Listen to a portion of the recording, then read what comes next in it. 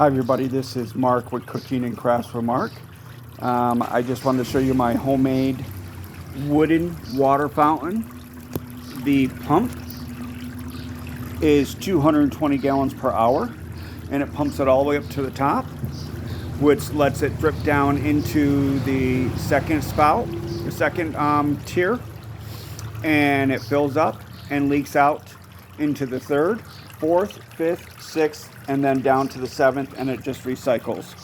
There is no screws in this. It's all wood glue, and it has polycrylic coating on it, as well as a clear silicone coat on all the knots, because that's the only spot that I found that was leaking was the knots. So I put clear silicone coating on the knots. You would buy that for a fish tank.